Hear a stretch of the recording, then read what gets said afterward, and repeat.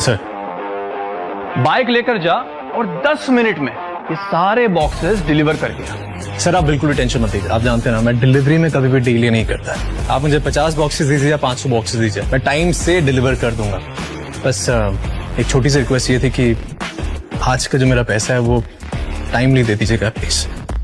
वो क्या है ना, मुझे आज पैसों की बहुत ज्यादा जरूरत है। मेरे किसी स्पेशल का बर्थडे और मैं ओ मजनू, क्या मुझे पूरी कथा सुनाएगा? 9 मिनट तेरे पास, सिर्फ 9 मिनट। चल जल्दी कर। वेद ने यह सुनते ही वो सारे पैकेजेस उठाए और चीते की तरह भागते हुए सबकी डिलीवरी करने निकल पड़ा। अरे इस उल्टी बुद्धि को बाइक ले जाने में क्या प्रॉब्लम है, जबकि बाइक खाली पड़ी है।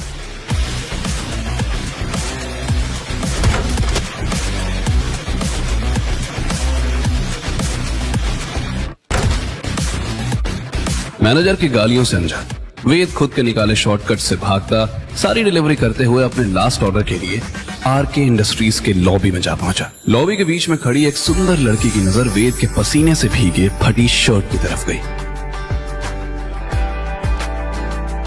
कोल्ड कॉफी फॉर मिस खीरा। जिम की सब्सक्रिप्शन फ्री हो गई है क्या? हर कोई बॉडी बना के घूम रहा है। वेद की टोन, एथलेटिक बॉडी और स्ट्रॉन्ग मसल्स उसकी फटी शर्ट के थ्रू बहुत साफ दिख रहे थे। नहीं माँ, ये बॉडी मैंने जिम में नहीं बल्कि मेहनत से बनाई है, जिसका हम लाइफ टाइम का सब्सक्रिप्शन ले रखा है मैंने। ट्रस्ट में, मैं तो यहाँ पे आया था एक स्पेशल कोल्ड कॉफी की डिलीवरी देने के लिए, किसी खीरा के नाम से है। It's Kiara, okay? तुम्हें एक सब्जी और खूबसूरत लड़की में डिफरेंस नहीं दिखता? एंड भाई तुम्हें तुमने मेरे नाम का मजाक कैसे उठाया, यू डफा?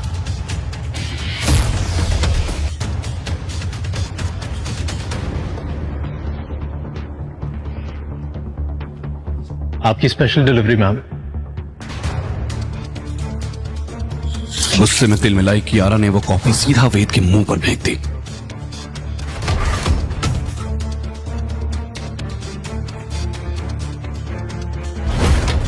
अब मेरा नाम कभी नहीं भूलोगे। Now get lost.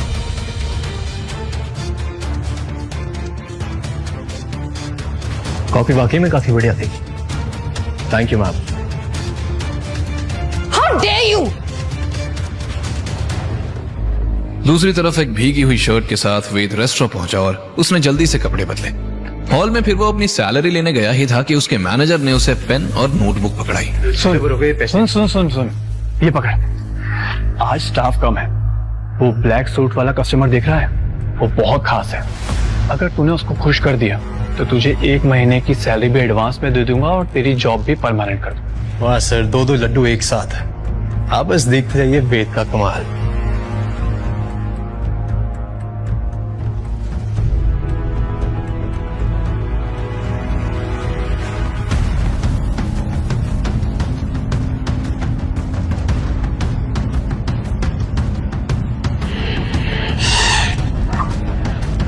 कपूर खानदान की सांसें नहीं, सिर्फ चीख सुनाई देनी चाहिए।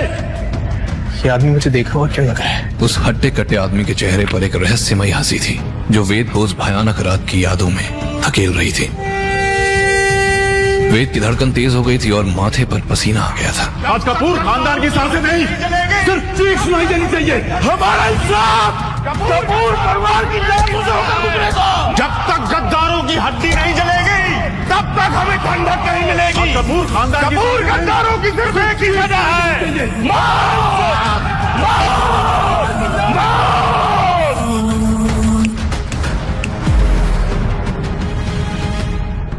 सुनाई नहीं दे रहा क्या बहरे?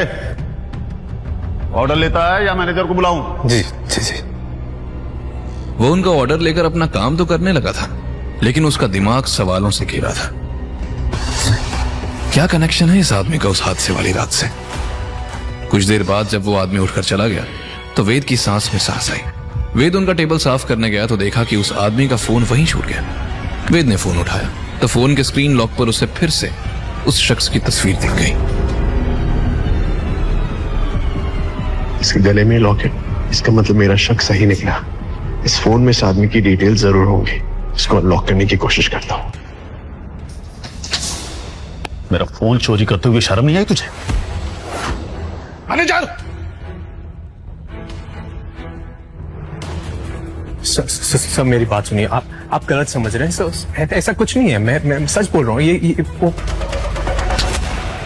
जिस थाली में खाता है उसी थाली में छेद करता है। गद्दार, निकल जा यहाँ से इससे पहले कि मैं तुझे नंगा कर दूं। चोर। गद्दार शब्द सुनते ही वेद ने गुस्से में अपनी मुट्ठी भींची और खुद को कंट्रोल करते हुए कहा, सर आप मुझ पे गलत इल्जाम लगा रहे हैं, मैंने कोई चोरी नहीं की है। धोखा तो बदजातों के खून में होता है। मैनेजर, ये उचक्का कल से इस इलाके में दिखना नहीं चाहिए। वेद पर मानो एक बार फिर किसी ने झूठ का काला धब्बा लगाया था। एक बार फिर उसका दिल टीस के साथ उठा। You are fired!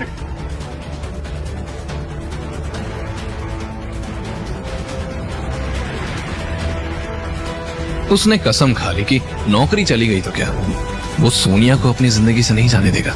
वो जानता था कि इतने पैसों में उसे कोई महंगा फोन तो नहीं मिलेगा, पर एक कम दाम वाला स्मार्टफोन जरूर मिल जाएगा। पर वो ये भी जानता था कि इन पैसों को यूज करने के बाद उसकी जेब पूरी तरह खाली हो जाएगी और उसके लिए खाने तक के पैसे नहीं बचेंगे। लेकिन उसके दिल को अभी किसी और चीज की भूख थी, और वो थी सोनिया के चेहरे पर एक प्यारी सी स्माइल की।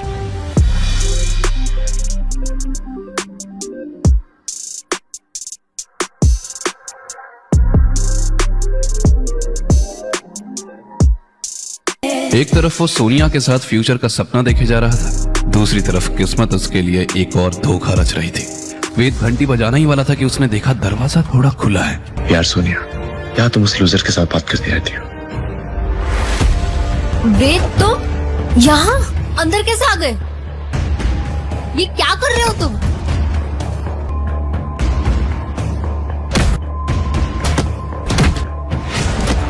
ये छोड़ उसको, तुम्हारी इतनी हिम्मत।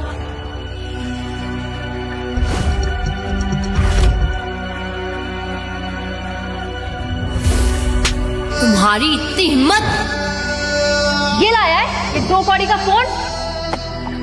मैं तो तुझे वैसे भी छोड़ने वाली थी, लेकिन अच्छा हुआ कि मामला आज ही खत्म हो गया। भिखारी से। वेद सोनिया के घर से निकल जरूर गया था, पर उसके दिमाग में अभी भी उसकी गालियां सुनाई दे रही थी। वो रास्ते को चीरता हुआ अपनी बिल्डिंग की छत पर जा पहुंचा, पर अभी उसके दिमाग से सोनिया और रोहन की बेडरूम की याद परेशान कर रही थी। उसके दिल से एक जोर की चीख निकली, पर तभी कुछ गुंडे उसके सर पर काला कपड़ा और हाथ लोहे के सिक्कड़ से मजबूती से बांधकर उसे गाड़ी में भर के ले जाने के लिए तैयार हो जाते हैं। वेद को यकीन हो गया था कि उस रेस्टोरेंट वाले आदमी ने उसे पहचान दिया था और इन गुंडों को उसी ने भेजा था। वेद गुस्से से उन गुंडों पर टूट पड़ा।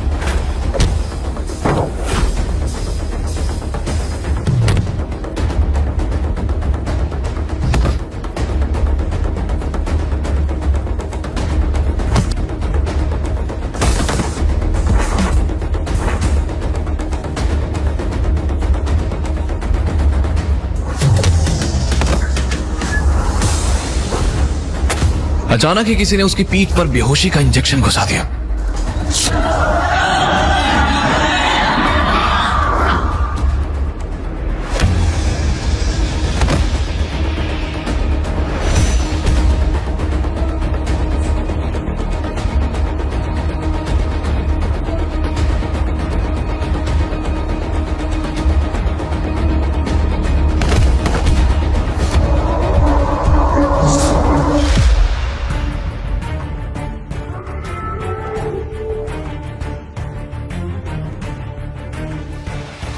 जैसे ही वो खड़ा हुआ उसे कई सारे जूतों की आवाज आने लगी, जैसे कोई आर्मी की परेड हो रही हो। ये सिक्योरिटी गार्ड्स थे। फिर उनके पीछे के दरवाजे से एक व्हील चेयर आई, जिसमें साड़ी पहने उस मैंशन की मालकिन बैठी थी। उन्हें देखकर वेद की आंखें फटी की फटी रह गईं।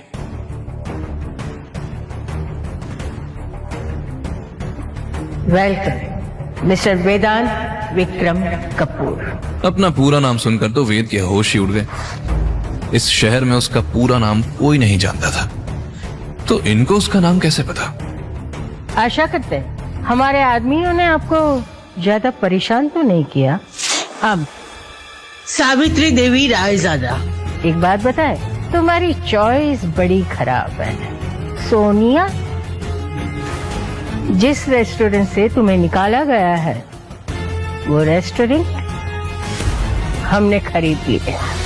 वेद को ये तो समझ आ गया था कि सावित्री रायजादा कोई साधारण औरत नहीं है। और क्या मैं आपसे पूछ सकता हूँ कि आप मुझ पे इतनी मेहरबान क्यों हो रही हैं? मिस्टर वेदांत विक्रम कपूर, तुम आम आदमी नहीं हो, आरके इंडस्ट्री के वारिस हो, करोड़ों की जायदाद के मालिक हो, कोई मामूली डिलीवरी बॉय नहीं हो। वारिस।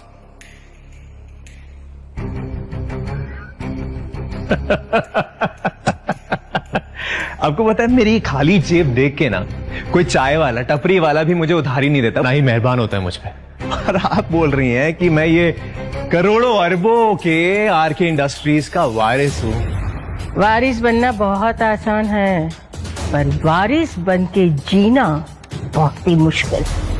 जिस लड़के की जेब में 1 रुपया भी नहीं, उसे एक झटके में ये बूढ़ी औरत करोड़ों का मालिक बता रही थी। अभी तक सावित्री की किसी भी बात पर वेद को यकीन नहीं हुआ था। और इसके लिए हमारी 3 शर्तें। शर्तें? कौन सी शर्तें? पहली, तुम्हें हमारी पोती से शादी करनी पड़ेगी। और दूसरी शर्त, आरके इंडस्ट्रीज पे बहुत बड़ा खतरा मंडराता रहा है, तुम्हें ये पूरे एम्पायर को बचाना है। और तीसरी और आखिरी शर्त, तुम इतनी बड़ी इंडस्ट्री के मालिक हो, ये राज राजी रहेगा जब तक सही समय ना आए।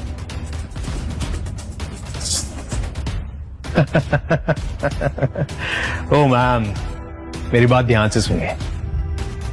मैं ना ये डिलीवरी बॉय ही ठीक हूँ, कोई जरूरत नहीं है मुझे वारिस बनने की, और ना ही मुझे वो शादी करनी है। So thank you. और वैसे भी ये जो लड़कियां हैं ना, उनके ऊपर से मेरा विश्वास उठ चुका है, तो आप इस गेम के लिए ना किसी और को ढूंढ लीजिएगा।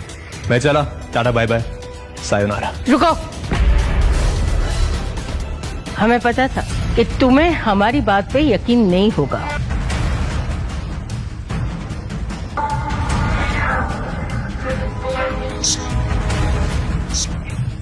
ये देखो, ये तस्वीर आपके पास कहां से आई और याद ही क्यों है? सवाल वो नहीं है, सवाल ये है कि इसे देखकर तुम्हारा इरादा बदला कि नहीं बदला ना। बड़े जिद्दी हो तुम, पर हम भी कम नहीं, हम तुम्हें यकीन दिला के रहेंगे। तुम्हें आज यहीं रुकना पड़ेगा, कल सुबह हम तुम्हें एक जगह पे ले जाएंगे जहां जाके तुम्हारा इरादा ही नहीं यकीन भी बदल जाएगा। सुनो, इन्हें गेस्ट रूम दिखा दो। कल सुबह शार्प 8 बजे हम यहाँ से निकलेंगे। सिक्योरिटी गार्ड्स उसे उसके कमरे में छोड़ के वहां से चले गए, और फिर वेद बिस्तर पर गिरते ही सो गया।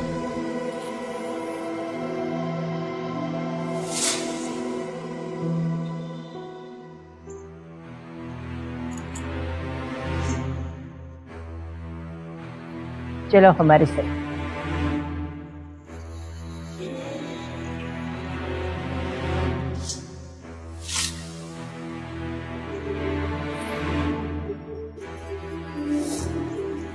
मम्मी पापा चलो प्लीज, यहाँ से बाहर चलो, वरना हम सब जल के मर जाएंगे। पापा छोड़ना मत, पापा पीछे ही हो ना। हाँ बेटा मैं पीछे हूँ, डोंट वरी। छोड़ना मत पापा, वो ना पीछे। हाँ बेटा मैं पीछे हूँ, डोंट वरी।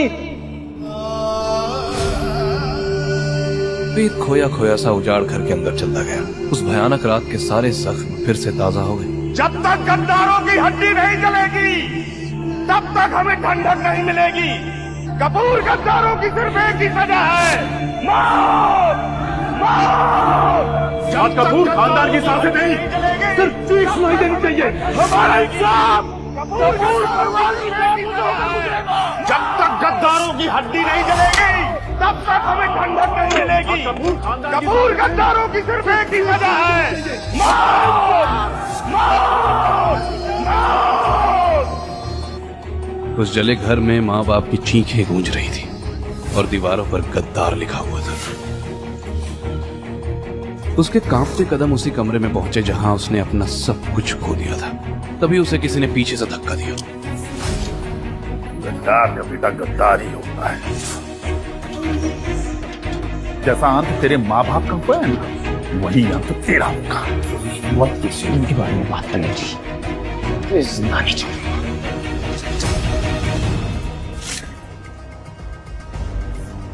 सावित्री के हाथ की छोटी पिस्टल से निकली गोली ने उस आदमी को घायल जरूर कर दिया था, पर वो फिर भी भाग निकला। वेद, बेटा तुम ठीक तो हो ना? हमें तो यकीन नहीं हो रहा है कि हमारे अलावा यहाँ कोई आ भी सकता है।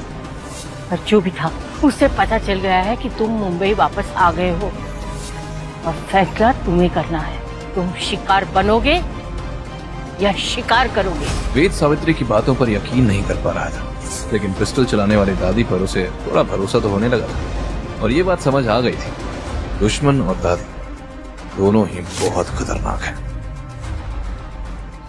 मुझे आपकी सारी शर्तें मंजूर हैं।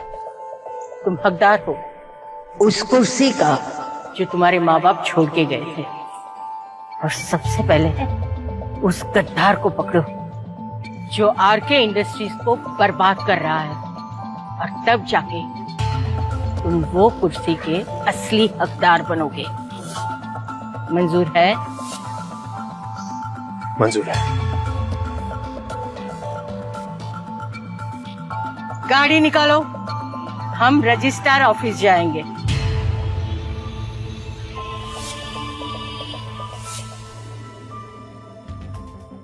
दादी, इतनी इमरजेंसी में क्यों बुलाया? मैं कब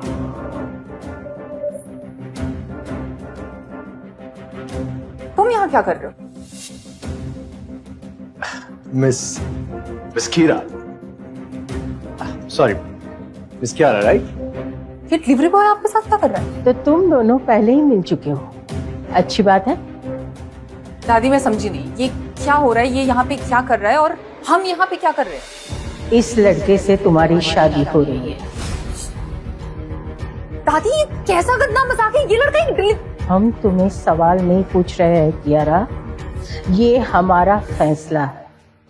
और तुम तो जानती हो कि 10 दिन के भीतर अगर तुम्हारी शादी नहीं हुई तो आरके इंडस्ट्री में तुम्हारा जो रुतबा है एमडी का, वो तुमसे छीन जाएगा। अगर तुम ये नहीं चाहती तो जो हम कहते हैं वही होगा। चलो। दादी प्लीज, दादी please. Oh hello, delivery boy. दादी को कोई बहुत बड़ी गलतफहमी हो गई। तुम उनकी उम्र और भरोसे का फायदा मत उठाओ। अभी जाओ और उन्हें सब सच बताओ, तुम कौन हो, क्या करते हो और यहाँ क्या कर रहे हो, वरना मैं। ये बदतमीज अमीरजादी सावित्री जी की पोती है। इस कड़वे खीरे को तो मैं सलाद बना के भी ना खाऊं। शादी की कस्में तो बहुत दूर की बात है। बहुत जिद्दी और अकड़ू है ये तो। I can't get married to this cheap despo. ये मिस खीरा को कैसे बताऊं कि वो खुद मेरी ही कंपनी में काम करती है। कितना सदमा लगेगा बेचारी को, कहीं खुद ही पागल खाने ना पहुंच जाए। देखो ये दादी की चाल है तुम्हें टॉर्चर करने के लिए। तुम्हें फूटी कौड़ी भी नहीं मिलेगी। अगर अभी तुम यहाँ से चले जाओगे तो मैं तुम्हें 10 लाख दूंगी। 50 लाख, 1 करोड़। देखो ऑफर जो है ना काफी अच्छा है, लेकिन इस महंगे शहर में काम नहीं चलेगा। इससे बेटर तो ये है कि मैं घर जमाई बन के रह लूं। एटलीस्ट रोटी कपड़ा मकान तो मिल जाएगा मुझे, और साथ साथ ये खूबसूरत बीवी भी। तो मैं क्या कहता हूं कि दादी का टॉर्चर ना मैं इजीली सह सकता। अब चले, दादी इंतजार करिए हमारे। ओके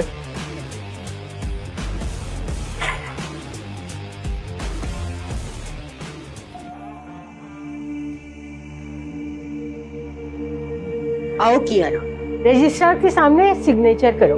आओ।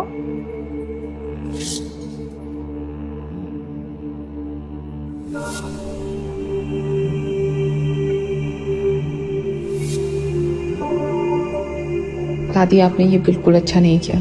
क्या मैंने इतनी मेहनत इस दिन के लिए की थी इस कंपनी में कि एक एमडी होने के बावजूद भी लोग मुझे एक डिलीवरी बॉय की वाइफ बोले।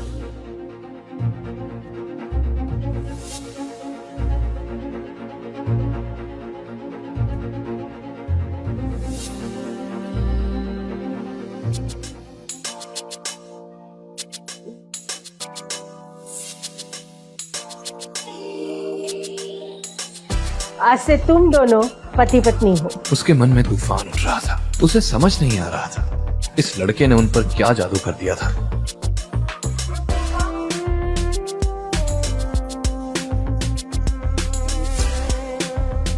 असली तूफान तो रायजादा मेंशन के अंदर उमड़ रहा था। सावित्री और कियारा जैसे ही घर पहुंची, कियारा गुस्से में तमतमाई, बिना दादी की परवाह किए अपने रूम में चले गई और धड़ाम से अपने रूम का दरवाजा बंद कर दिया। कियारा, तुम समझ जाओगी कि हमने जो कुछ भी किया है ना, सिर्फ और सिर्फ तुम्हारे भले के लिए किया है। कियारा का कोई जवाब नहीं आया। सावित्री का दिल भर आया। आज पहली बार उसने अपनी पोती को हर्ट किया था, लेकिन वो चाहकर भी उसे सच नहीं बता सकती थी।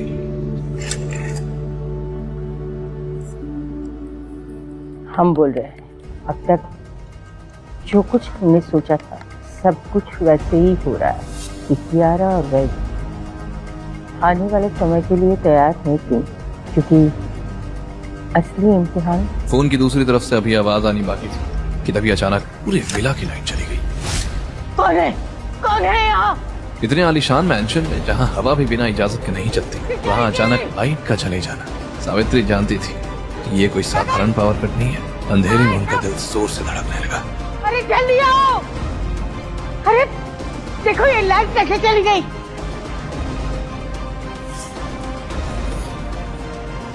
सिक्योरिटी गार्ड्स अपनी पिस्टल हाथ में लिए मैंशन का चप्पा चप्पा छान मारने लगे, पर उन्हें वहां कोई भी सुराग नहीं मिला। पर तभी लाइट वापस आ गई और सावित्री जी को समझ आने लगा कि ये कोई हमला नहीं, एक चोरी थी।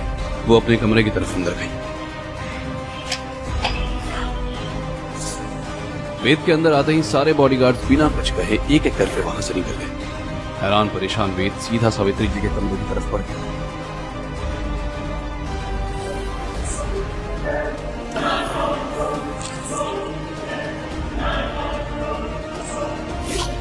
ये नहीं, दादी आप दोनों तो मुझे वहाँ अकेला ही छोड़ा है, और ये सब भगदड़ क्यों मची हुई है बाहर?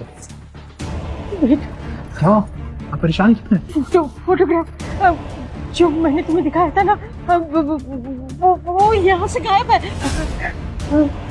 पर दादी कोई चोर ये आधी अधूरी पिक्चर लेके क्यों जाएगा? क्या है उसमें ऐसा? अरे ये सिर्फ फोटोग्राफ नहीं था, उसके पीछे एक इनविजिबल कोड लिखा गया था जो तुम्हारे माँ बाप के जाने के बाद कोई डिकोड नहीं कर पाया। पर दादी कोई चोर ये आधी अधूरी पिक्चर लेके क्यों जाएगा? क्या है उसमें ऐसा? अरे ये सिर्फ फोटोग्राफ नहीं था, उसके पीछे एक इनविजिबल कोड लिखा गया था जो तुम्हारे माँ बाप के जाने के बाद कोई डिकोड नहीं कर पाया। वेद की आंखों में एक अलग सी चमक थी। उसे अब यकीन हो चुका था कि ये वही शख्स है जिसने उसे खुलेआम ललकारा था। अगर वेद ने उस आदमी को जल्दी नहीं ढूंढा तो उसका मकसद शुरू होने से पहले ही खत्म हो जाएगा। कोड? कौन सा कोड? और ये सब आपने मुझे पहले क्यों नहीं बताया दादी? ये समय सवाल जवाब का नहीं है।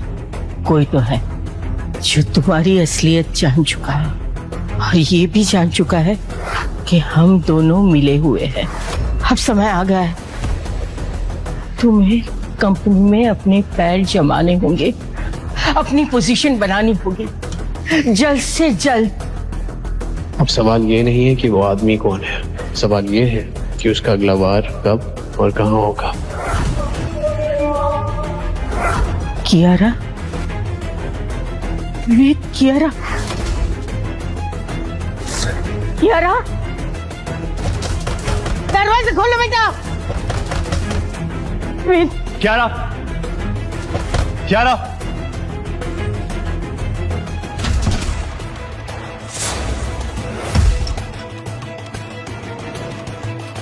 कियारा अपने कमरे में नहीं थी। ये देख सावित्री की सांसें अटक गई। उन्होंने तुरंत कियारा को कॉल किया, लेकिन कियारा तो कॉल उठा ही नहीं रही थी।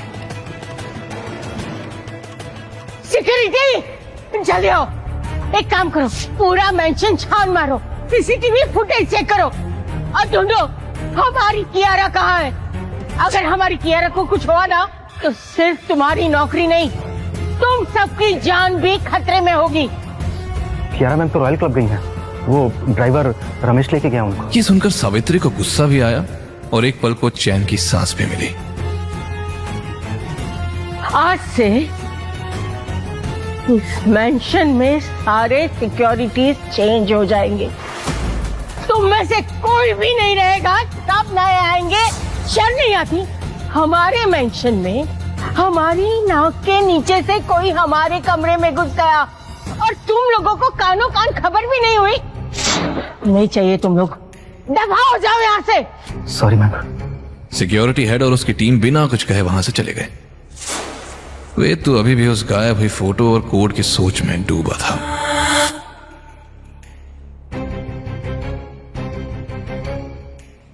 वेद, आज से तुम कियारा के साथ रहोगे, उसके कमरे में साथ उठना बैठना, खाना खाना, साथ साथ ऑफिस जाना। एक पल भी तुम उसे अकेला नहीं छोड़ोगे। और हाँ, चाहे कुछ भी हो जाए, कियारा को अभी के अभी घर वापस लेके आओ। वेद को लगा कि जब जब वो अपने मकसद तक पहुंचने की कोशिश करता है, बीच में कियारा आ ही जाती है। दादी, आप तो ऐसे बोल रही हैं जैसे मैं कहीं का किंग हूं। आदेश दूंगा और वो मना नहीं कर पाएगी। तुम किंग हो और ये तो बस तुम्हारी हस्बैंड वाली रिस्पॉन्सिबिलिटी है। तो जाओ, ले आओ कियारा को। ये पिस्तौल दादी तो धुरंधर की भी मां निकली। मैं खुद तो क्लब आज तक नहीं गया, तो उस नखरीली मिस खीरा को वहां से मना कर कैसे लेके आऊंगा। ठीक है दादी, जैसा आप कहें। यहाँ मुंबई के सबसे महंगे पॉश क्लब है, जहाँ लाइट्स की चमक और डीजे का बेस हर किसी को थिरकने पर मजबूर कर रहा था। कियारा के हाई प्रोफाइल फ्रेंड्स समीक्षा, रिया और सार्थक पूरी तरह मस्ती में डूबे हुए थे, पर कियारा अपने फोन की स्क्रीन में घुसी हुई थी। Hey, you gorgeous girl, huh? World की मोस्ट ब्यूटीफुल लड़की और मूड ऑफ है। Why? That should be illegal, huh? Yeah. Come on, tell me what happened. What happened? Just work stress, guys. Oh my God. Oh Work my stress. God, miss workaholic. वैसे भी लड़कों को ना दिमाग वाली लड़कियां पसंद नहीं होती हैं, उन्हें ड्रामा और डिम्पल वाली लड़कियां पसंद होती हैं। राइट। अब चाहे वो तुम्हारा ड्रीम मैन मिस्टर के क्यों ना हो सकता है वो यहीं कहीं हो। इसलिए स्ट्रेस को स्वाइप लेफ्ट एंड ग्लास को swipe right. Yes. Come on. Yes, No, yes. Kiara. No, you don't take it. Kiara, एक शॉट से कुछ नहीं होने। हाँ। Just for me. Just Come on, come on. One shot, one shot, just for me.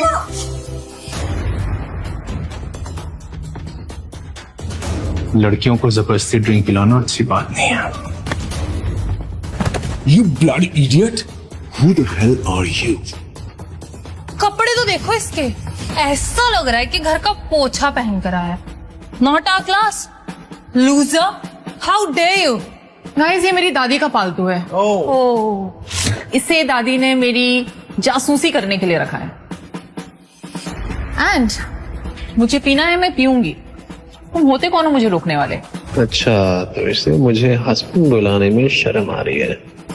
Miss खीरा, दादी ने बोला है तुम्हें घर सलामत लेके आओ। अपना काम कर रहा।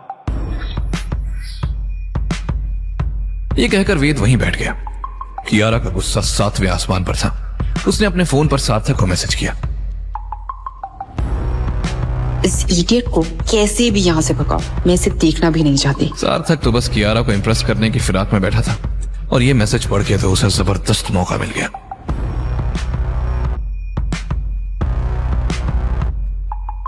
देख कर, I'm challenging you, man. Challenging you to a round of drinks. अगर तू जीता तो कियारा तेरे साथ जाएगी, और अगर मैं जीता तो कियारा मुझे किस करेगी। क्यों कियारा? आई एम श्योर ये सार्थक की कोई चाल है। चैलेंज के बहाने से इसे डल नहीं कर दूंगा। अगर ये जीत भी गया तो भी कियारा को यहां से ले जाने लायक नहीं रहेगा। ये तो लिवर का मैटर है, और तेरे लिवर में इतना खून नहीं होगा जितना मेरी बॉडी में दारू है। वेटर,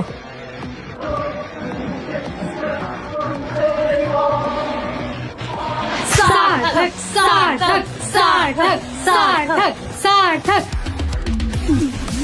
कुछ ही देर में टेबल एक वॉर जोन बन चुकी थी। शॉट्स की लाइन लग गई थी। सार्थक एक के बाद एक ग्लास खत्म कर रहा था और खुद को ऑलरेडी विनर समझ रहा था, और वेद के चेहरे पर महंगी शराब का जरा भी असर नहीं दिख रहा था।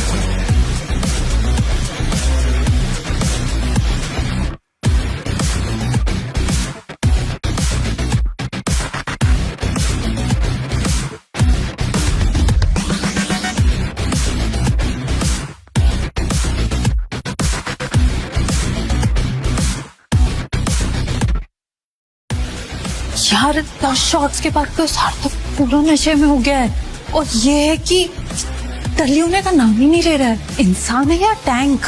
मुझे तो टैंक ही लग रहा है।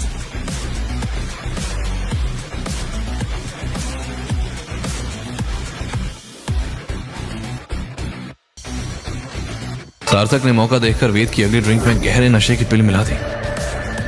Come on, now your turn.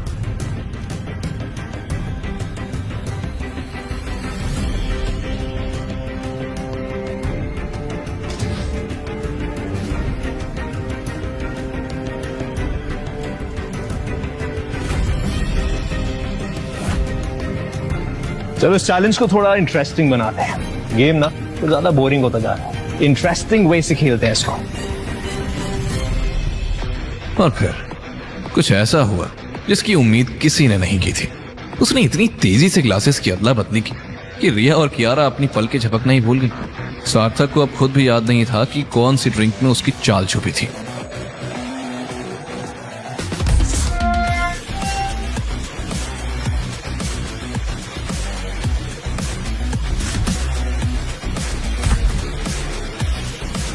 Your turn. ये सब देखकर कियारा इतनी इरिटेट हो गई कि वो टेबल पर रखी ड्रिंक को उठाकर सीधा गटक गई। ये डोंट स्पॉइल माय लाइफ। तुम भी एंजॉय करो, जो मेरा हो जाएगा I will let you.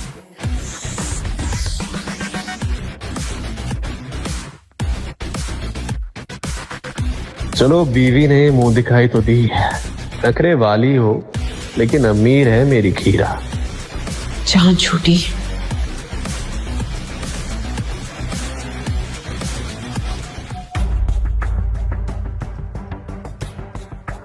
Sonia और उसका बॉयफ्रेंड यहाँ, क्या भगवान, क्या आज के एपिसोड में इतना ड्रामा काफी नहीं था? जब इनको भी झेलना पड़ेगा।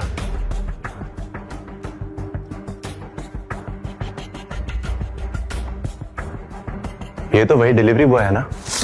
आया होगा किसी की फूड डिलीवरी करने, वरना ऐसे हाई एंड क्लब में इस जैसे भिखारी को ना क्लीनिंग वर्क के लिए भी एंट्री ना दे। सुनो, इन दोनों को मेरी तरफ से पार्टी। जब महंगी ड्रिंक अंदर जाएगी ना तो शायद सस्ती बातें कम निकले इनके मुंह से। और हाँ, मेरे लिए एक लेमन सोडा। इन दोनों के बिल मेरे कार्ड पे। चीज है। उसका एटीट्यूड देखकर सोनिया और उसके बॉयफ्रेंड रोहन का मुंह खुला का खुला रह गया। बारटेंडर, जरा चेक कर लेना कि कार्ड असली है या नहीं। इस जैसे छड़क छाप लोगों को ना बेवकूफ बनाना बहुत अच्छे से आता है। मैम ये कार्ड असली है। उसने फिर दोनों को क्लब की सबसे महंगी स्कॉच और वाइन सर्व की तो सोनिया की आंखें फटी की फटी रह गई। क्या हुआ? How is this possible? इस भिखारी के पास इतने पैसे कहाँ से आए कि हमें 80,000 की ड्रिंक ऑफर कर रहा है? लगा ना 440 वोल्ट का झटका। वैसे अच्छा हुआ उस दिन तुमने मुझे अपने रंग दिखा दिए, क्योंकि अगर तुम अपने रंग नहीं दिखाती ना तो आज मैं दुनिया की बेस्ट लड़की के साथ नहीं होता। ये कहते ही वो कियारा की तरफ इशारा करने वाला था, लेकिन पल भर में ही सार्थक नशे में धुत कियारा को अपनी तरफ खींच लेता है। उसकी कमर पर हाथ फेरते हुए वो मौके का फायदा उठाकर मदहोश कियारा के साथ क्लब से निकल जाता है। वेद समझ जाता है कि कुछ तो गड़बड़ है।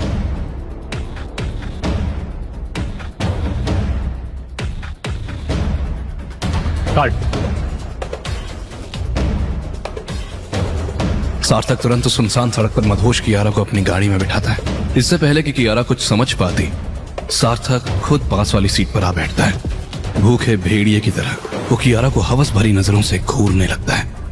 पर तभी कुछ ऐसा होता है।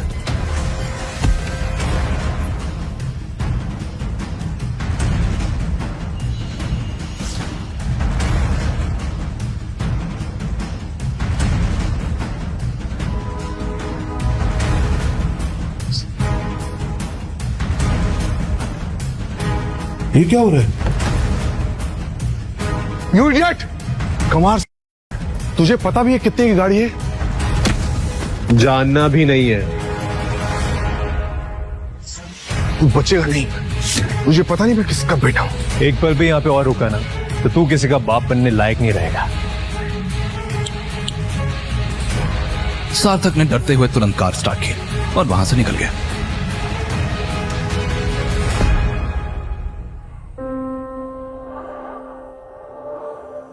You know what? I hate you. क्या ड्रीम्स थे मेरे? मेरा पार्टनर होना जो मुझे समझे और जिसके साथ मुझे सेफ फील हो, मेरे बिजनेस में मेरी हेल्प करे, मेरे लेवल का मिस्टर के जैसा। लेकिन मुझे क्या मिला? संभाल अपने आप को। I am not happy. मैं पता है only 5 years की थी जब मेरे मॉम डैड की डेथ हो गई थी, ठीक है। और मैं 20 years से मैंने अपना बिजनेस संभाला, अपने बिजनेस को ऊंचाई तक ले गई। पता है क्यों? कि दादी को एक दिन मुझ पे प्राउड फील होगा।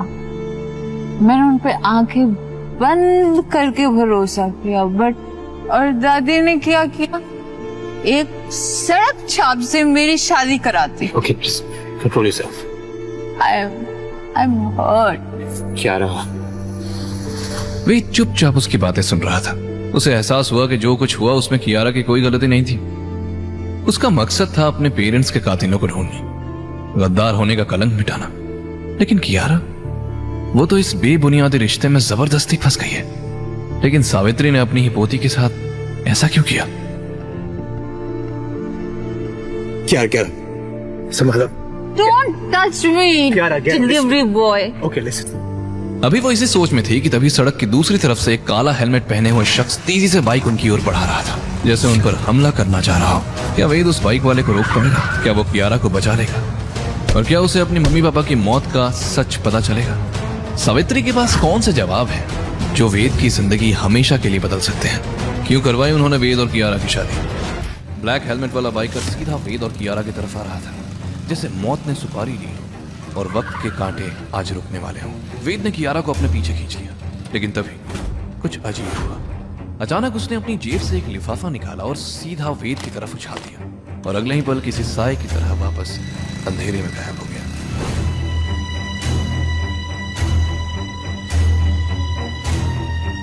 क्या ये भी उसी मिस्ट्री मैन की आदमी तो नहीं?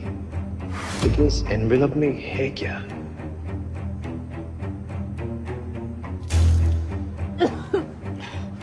क्या रहा?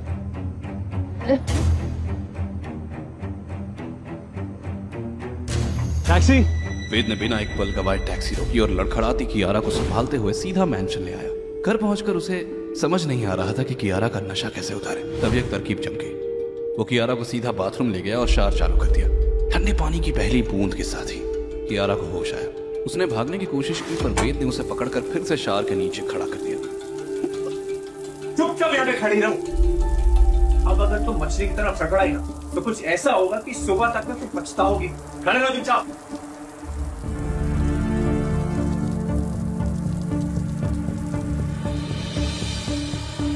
मैं क्यों पछताऊंगी?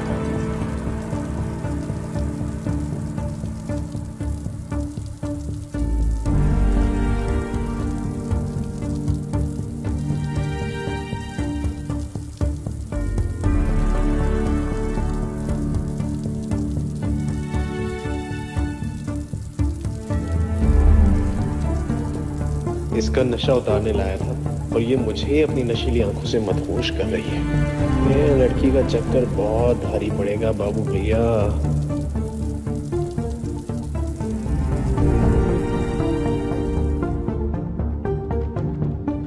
अगली सुबह जब कियारा ने बिस्तर पर करवट ली तो उसने वेद को अपने बगल में सोते हुए पाया। जैसे ही उसकी आंखें खुली उसे याद आया कि वो तो कल क्लब में थे, और फिर उसने अपने कपड़े देखे और हैरान रह गई। कियारा याद करने की कोशिश करती रही, लेकिन क्लब के बाद का हर पल उसके दिमाग से जैसे मिट गया हो। गुस्से और घबराहट के बीच उसकी नजर वेद पर पड़ी और बिना कुछ सोचे उसने वेद को जोर का किक मार दिया। क्या कर रही हो? रोज WWE खेलते हो क्या घर में? तुम मुझे किक मार रही हो? तुम मेरे रूम में कैसे? Get out right now. एक सेकंड, नहीं जाऊंगा। दादी का ऑर्डर है। दादी ने बोला है कि मैं यही रहूंगा तुम्हारे साथ इस रूम में, रूम पार्टनर बन के। दादी का ऑर्डर है, मैं कुछ नहीं कर सकता। सॉरी। तुम्हें और दादी ने ना लाइफ फेल बना दिए। रेखा, सीमा। हेलो मैडम, अब कैसा लग रहा है आपको? कॉफी मंगाऊं आपके लिए? रात को तो आप बहुत नशे में थी। मैंने और रेखा ने बड़ी मुश्किल से आपके कपड़े चेंज किए थे। ओह गॉड, इसका मतलब मेड्स ने मेरे कपड़े चेंज किए। मैं बिना वजह जाने क्या क्या सोच बैठी, और वेद ने तो मुझे छुआ तक नहीं। मैं ठीक हूँ, थैंक यू।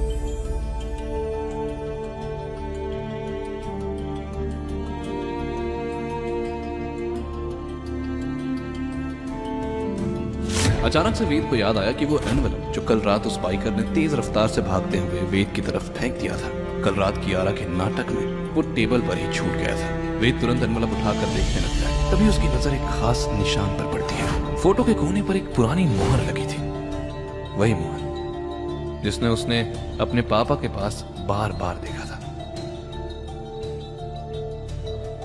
वेद के दिमाग में सवालों के घोड़े दौड़ रहे थे। ये तो उसी फोटो का दूसरा हिस्सा है जो दादी के पास से चोरी हो गया था। फोटो उस आदमी तक पहुंची कैसे और उसका असल चेहरा क्या है? तभी जब उसने एनवेलप में फिर से हाथ डाला, अंदर से एक चिट्ठी निकली। सच जानना चाहते हो तो यहाँ पहुंच जाओ। लगता है सच का दरवाजा यहीं से खुलेगा। वेद दिए गए पते पर पहुंचा, एक पुरानी जर्जर बिल्डिंग। अंदर घुसते ही उसकी नजर खंडर के छोर पर खड़े एक लंबे हट्टे कट्टे आदमी पर पड़ी। गंजा सर, खतरनाक टैटूज, लंबी दाढ़ी, मूंछ। ये कोई आम आदमी नहीं था। मुझे यकीन था कि तुम जरूर आओगे। ये क्या खेल खेल रहे हो तुम? अब मुझे यहाँ बुलाने का मकसद? फोटो डिकोड हो गया। वो शख्स वेद की तरफ पलटा। वेद जवाब का इंतजार करता रहा, पर वो आदमी हाथ बांधकर चुपचाप खड़ा रहा। ये देखकर वेद का गुस्सा और भड़क उठा।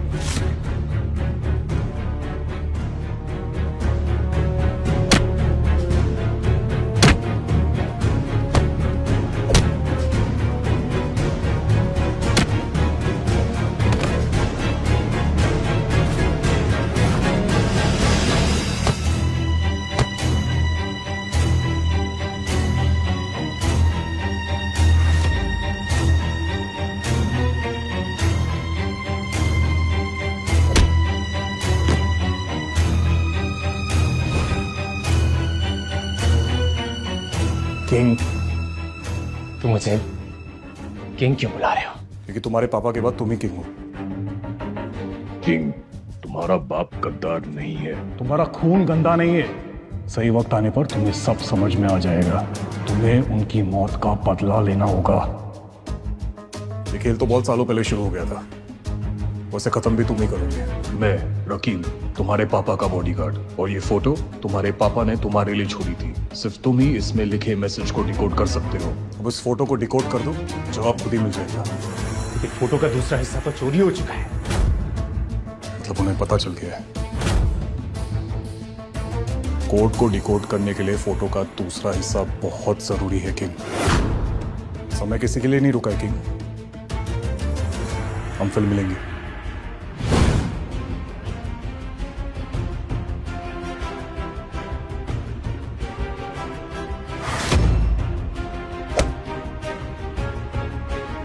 ये रकीम क्या वाकई लॉयल था या कोई दुश्मन? डैड आखिर कौन थे? क्या दादी भी रकीम को जानती हैं? अगर ये चाल भी है तो एक बात तो तय है, ये कोड सिर्फ मेरे लिए नहीं, उस मिस्ट्री मैन के लिए भी बहुत ज्यादा इंपॉर्टेंट है। कुछ देर बाद कियारा कंपनी पहुंची, मगर वेद की हरकतों से उसका मूड पूरी तरह खराब था। सीधे सीधे बता नहीं सकता था कि मेड्स ने कपड़े बदले। इडियट। कियारा ने लैपटॉप खोला तो देखा मिस्टर के का एक ईमेल आया हुआ था, और उसके अंदर जो लिखा था वो देखकर कियारा की आंखें फटी की फटी रह गई। आज 1 महीना होने वाला है, लेकिन तुम कंपनी के फ्रॉड्स को ढूंढ नहीं पाई। This is my last warning, find the traitor soon वरना सब कुछ खत्म।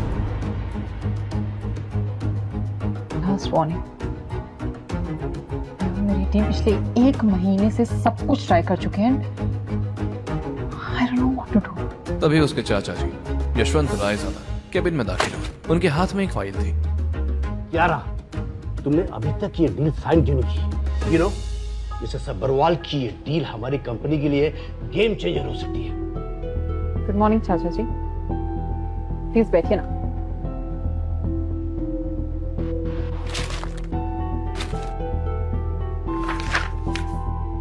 आप जानते हैं हमारी कंपनी के फंड्स कितने टाइट चल रहे हैं और आप मुझे इतनी बड़ी इन्वेस्टमेंट करने के लिए कह रहे हैं। मेरी टीम को थोड़ा R&D करने का मौका दीजिए। यार, हमारे पास सिर्फ 24 घंटे हैं इस डील को साइन करने के लिए, नहीं तो कोई और ले जाएगा। अगर तुमने ऐसा किया ना तो तुम कंपनी को डुबो कर ही छोड़ोगी।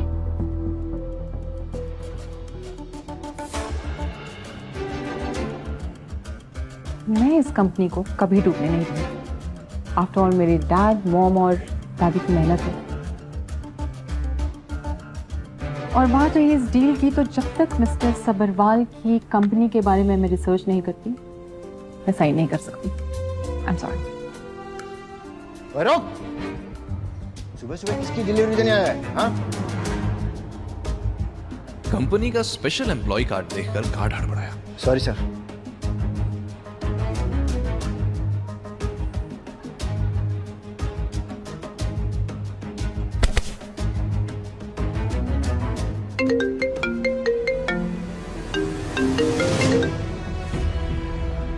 अपनी बीवी और दुनिया के सामने अपनी असली पहचान कबूल कर ले कि तू ही गद्दार का बेटा है, वरना हम क्या कर सकते हैं ये तुझे कुछ सेकंड्स में पता चल जाएगा।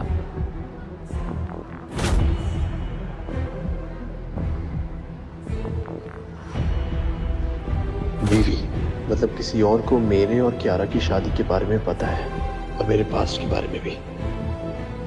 ये ख्याल आते ही वेद सीधा कियारा के कैबिन में घुस गया। अरे रुको रुको रुको, you can't go inside without permission. तुम अंदर कैसे आए? तुम्हें किसने आने दिया? Get out now, get out. चाचा जी, ये मेरा नया असिस्टेंट है, इसे दादी ने अपॉइंट किया।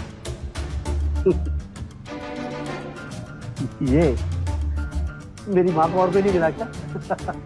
इससे पहले कि वेद इस बात का मुंह तोड़ जवाब देता, अचानक कियारा का फोन।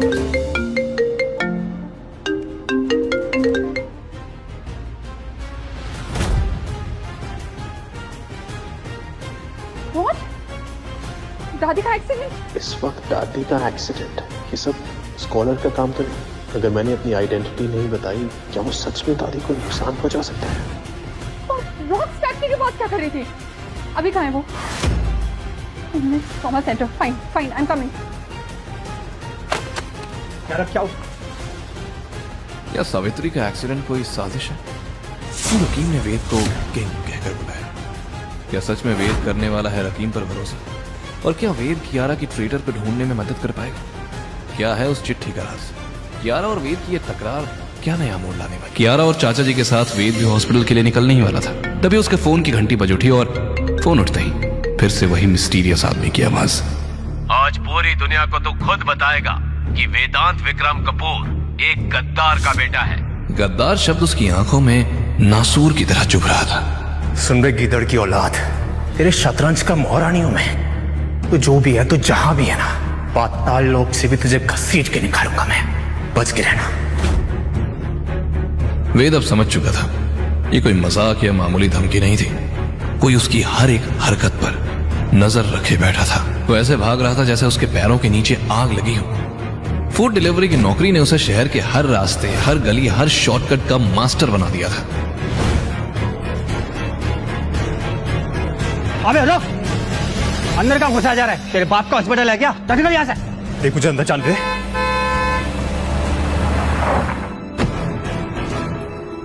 क्या रहा मेरी बात सुनो। क्या रहा, मुझे अंदर जाके दादी से मिलने। इनको कहो कि मुझे अंदर जाने दे। दादी बीमार है, मैं ठीक कर सकता हूँ, ट्रस्ट मी। तुम दादी को बचाओगे? तुम डिलीवरी बॉय हो, डॉक्टर नहीं। यहाँ तमाशा मत करो, जस्ट लीव। क्या रहा, मेरी बात सुनो। क्या रहा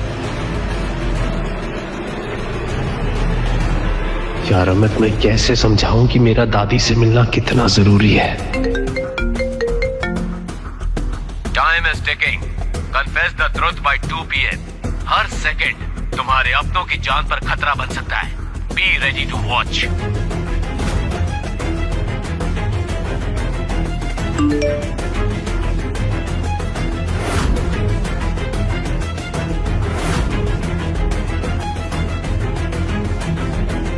मैं दूसरों को परेशान नहीं करना चाहता था, पर मेरे पास कोई और ऑप्शन नहीं है। सॉरी हॉस्पिटल वालों।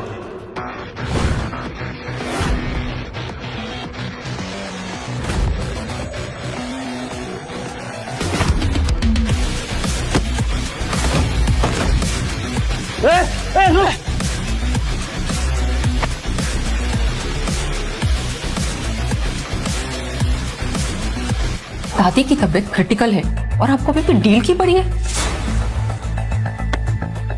हमारे दुश्मन, हमारे राइवल्स को माँ की कंडीशन का पता चल गया तो वो हमें बर्बाद करने के लिए हर दांव चलेंगे। और अगर माँ को कुछ हो गया तो कुछ नहीं होगा दादी को।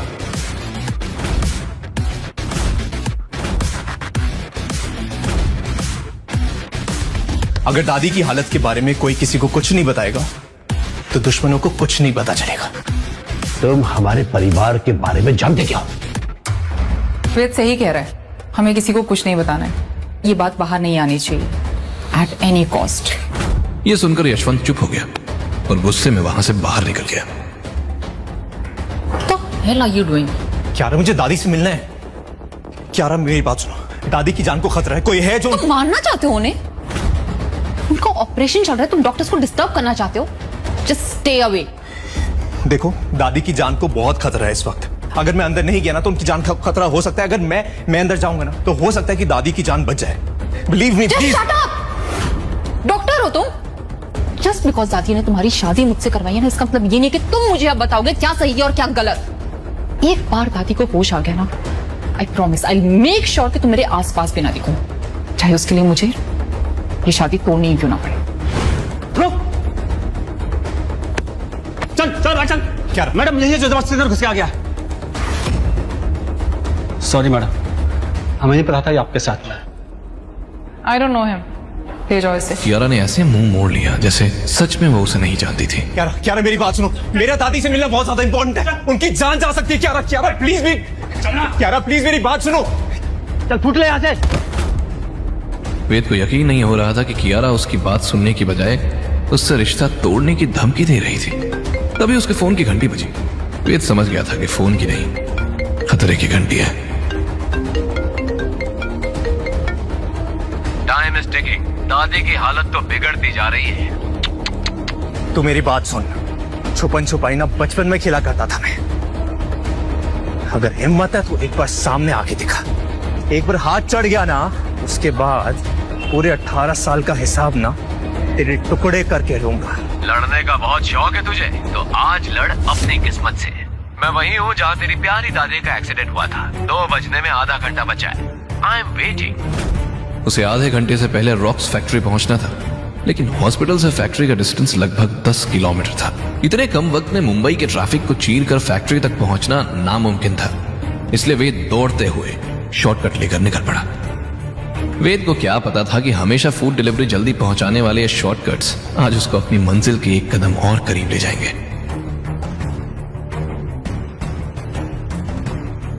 व्हाट? दादी की एक्सीडेंट की खबर लीक कैसे हुई? और ये सिचुएशन आउट ऑफ कंट्रोल कैसे गई? सभी मीडिया वालों ने मेंशन को घेर लिया है। ऑफिस में भी सब अग्रेसिव है। आपको तुरंत यहाँ आना होगा। मीडिया घर और ऑफिस के बाहर है already. I can't believe this. I am coming.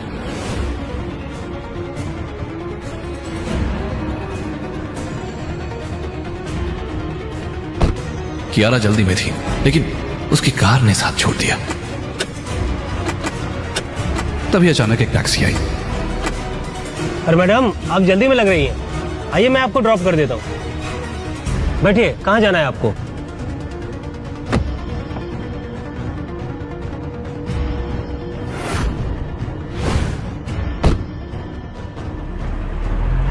लेकिन जैसे ही गाड़ी चलने लगी, अचानक कियारा के फोन पर एक अननोन नंबर से मैसेज आया। तुम्हारे हस्बैंड का सच तुम्हारे सामने आएगा ठीक 2 बजे। कियारा सोच में पड़ गई। वेद और उसकी शादी के बारे में सिर्फ दादी को पता था, तो फिर ये मैसेज किसने भेजा? कियारा तुरंत उस नंबर पर कॉल करने की कोशिश की पर The number you have dialed is presently not reachable.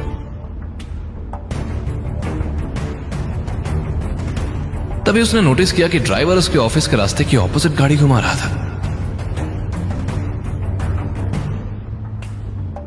भैया आपने गलत ले लिया है, हमें लेफ्ट लेना था। ये आप कहाँ ले जा रहे हो? भैया गाड़ी रोकिए, गाड़ी रोको।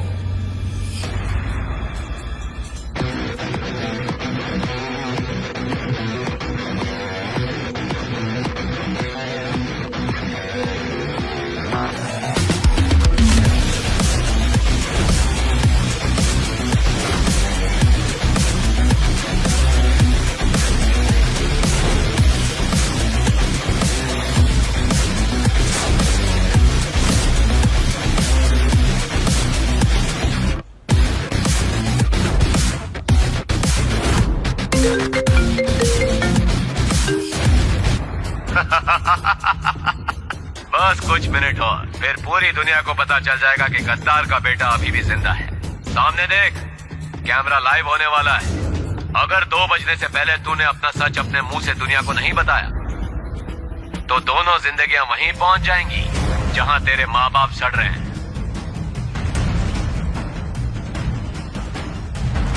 वेद को समझ नहीं आ रहा था कि अब वो क्या करे, सावित्री को बचाए या कियारा को, या फिर अपनी आइडेंटिटी का सच सबके सामने रिवील कर दे। भाग जा वेद, बेटा भाग जा। कल इनसे हमारा बदला लेने के लिए आज तुझे जिंदा रहना होगा वेद। और अगर उसने सावित्री और कियारा को खो दिया तो वो जिंदा रहकर भी कभी अपने माँ बाप के हथियारे तक नहीं पहुंच पाएगा। वेद के पास सिर्फ 5 मिनट का वक्त था और इस 5 मिनट में उसे अपनी जिंदगी का सबसे बड़ा फैसला लेना था।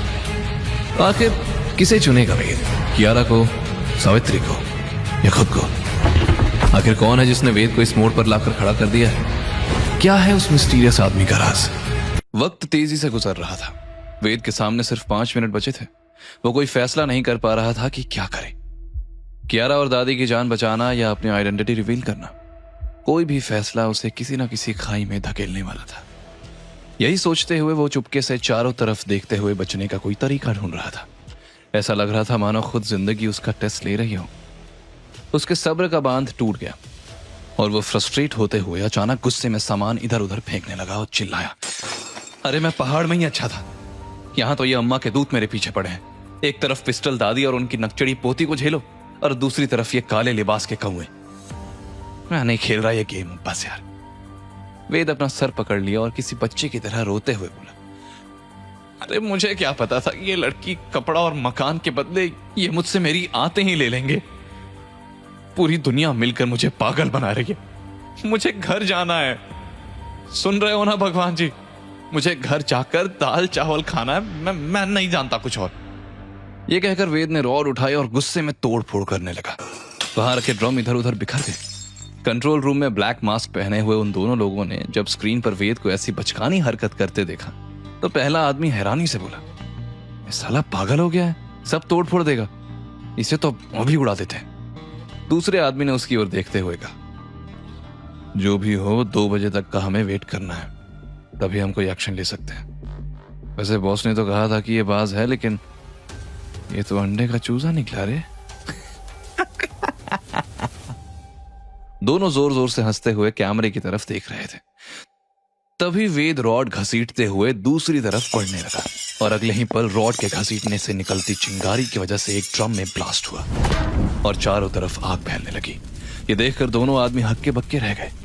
नीचे सामान में लगी आग देखकर वेद डरते हुए पीछे हटने लगा। उसका चेहरा आग की लपटों की रोशनी से चमक रहा था, लेकिन उसकी आंखों में ऐसा खौफ नजर आ रहा था जो उसके बचपन की डरावनी याद का गवाह था। वो याद जब उसने जलती मशालों के साथ लोगों को अपने माँ बाप के पीछे भागते देखा था। उसी वक्त कंट्रोल रूम में बैठा पहला आदमी हड़बड़ा कर उठा और बोला, शिट, गोदाम में आग बढ़ती जा रही है, हमें जल्दी यहां से निकलना होगा।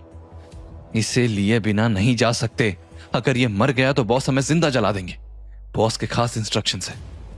ठीक है, इससे पहले कि ये खुद भी जाए और हमें भी ले जाए, मैं बैकअप बुलाता हूं। तब तक नीचे चलते हैं, समय नहीं है हमारे पास। आग इतनी तेज है कि 2 मिनट में पूरी फैक्ट्री खाक हो जाएगी। Backup team, move in now. Target in the fire zone. फिर दोनों तेजी से नीचे दौड़े। नीचे धुआं इतना घना था कि सांस लेना मुश्किल हो गया था। वेद खांसते हुए पीछे हटा, लेकिन अब उसकी आंखों में डर नहीं, एक प्लान था। वे दोनों आदमी वेद को धुएं के बीच में खोजने लगे। उन्हें वेद एक कोने में बेहोश मिला। उन्होंने तुरंत वेद को उठाया और आग से बचते हुए बाहर भागे। बाहर दोनों आदमी धुएं से खांसने लगे। उनकी पकड़ वेद पर ढीली हुई और वेद ने मौके का फायदा उठाकर एक के घुटने पर जोरदार वार किया और दूसरे के चेहरे पर एक भारी घूंसा मारा। बस चंद सेकंड में वेद ने दोनों को ढेर कर दिया था। वेद ने उन दोनों के गले में वही ब्लैक स्नेक लॉकेट देखा और बुदबुदाया, कायर समझे क्या, फायर निकला मैं। मुझे पता था तुम लोग मुझे मरने नहीं दोगे, क्योंकि अगर तुम मारना चाहते तो पहले ही मार देते। असल में वेद जब बचने का रास्ता सोच रहा था तब उसे कोने में एक ड्रम नजर आया जिस पर एक केमिकल का नाम लिखा हुआ था जो हाईली फ्लेमेबल केमिकल था। बस तभी वेद को आग लगाने का आइडिया आया, लेकिन वेद को नहीं पता था कि असली बला अभी टली नहीं है। वो वहां से निकलता तभी पीछे से एक कड़क आवाज सुनाई दी, तुम्हारा वक्त खत्म वेद। आवाज सुनकर वेद ने पलट कर देखा तो पीछे 9 लोग एक जैसे कपड़े और मास्क पहने खड़े थे। सबसे आगे उनका लीडर लेदर का कोट पहने खड़ा था। एक्टिंग अच्छी कर लेते हो, लेकिन ये हीरोगिरी दिखाकर तुमने बहुत बड़ी गलती की है। अब 2 जिंदगियां ऊपर सिधारने वाली हैं और उसका जिम्मेदार कोई नहीं बल्कि तुम हो गए। वेद की आंखों में जरा भी हैरानी नहीं थी, जैसे वो पहले से जानता था कि वही लोग आएंगे। वो अपना दांव लेकर तैयार था। उसने कहा, दादी और कियारा को छोड़ दो, बदले में मैं तुम्हें वो आधी तस्वीर दे दूंगा जिसमें वो कोट छुपा है। ये सुनते ही लीडर चुप हो गया और सोचने लगा। आगे की कहानी जानने के लिए देखें अगला एपिसोड सिर्फ पॉकेट एफएम के यूट्यूब चैनल पर, और के फॉर किंग के सारे एपिसोड्स को सुनने के लिए डिस्क्रिप्शन में दी लिंक से डाउनलोड करें पॉकेट एफएम ऐप।